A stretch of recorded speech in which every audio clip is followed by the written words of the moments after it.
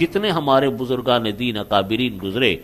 ان سب کا معمول یہ تھا کہ اپنی روزانہ کا اپنے معمول ان کے متعین تھے کہ نماز پڑھنے کے بعد تلاوت کرنی ہے، ذکر کرنا ہے، گھر کے جو انسان کی ضروریات زندگی ہیں، کھانا پینا، گھر والوں کے ساتھ وقت، ان کو بھی پورا وقت دیتے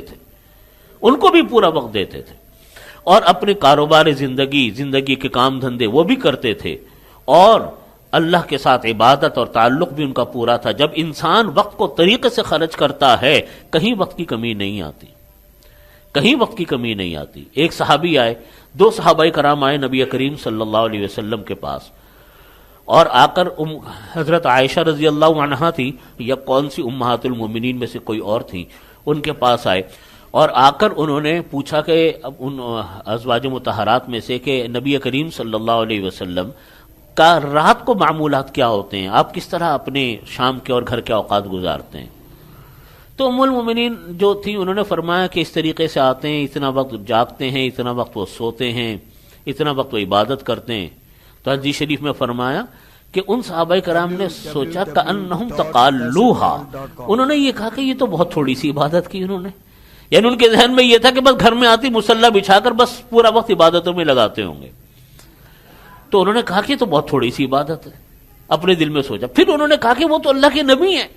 ان کو تو اتنی عبادت کی ضرورت ہی نہیں ہے، ہمیں ضرورت ہے۔ تو پوری رات عبادتیں کرتے رہتے تھے۔ نبی کریم صلی اللہ علیہ وسلم کو پتہ چلا کہ وہ اس طرح آئے، سوال کیا اور وہ پوری رات عبادت میں لگے رہتے ہیں۔ آپ نے ان کو بلایا، آپ نے فرمایا کہ دیکھو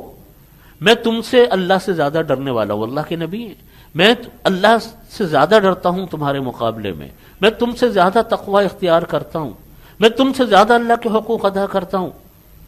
میں سوتا بھی ہوں جاگتا بھی ہوں،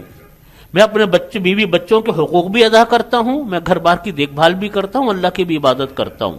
اور آپ نے فرمایا کہ تمہارے اوپر تمہارا بھی حق ہے، تمہارے گھر والوں کا بھی حق ہے۔ یہ نہیں ہے کہ دین پر عمل کرنے کا بس سارا وقت عبادتوں میں لگا دو، نہیں، ایسے زندگی تقسیم کرو کہ گھر، کاروبار، عبادت، ہر چیز اپنی جگہ پر ہو، پھر بھی آپ مطمئن نظر آؤ گے۔ اللہ تعالی ہمیں اس پر عمل کی توفیق عطا فرمائے۔ وآخر دعوانا الحمدللہ رب العالمین۔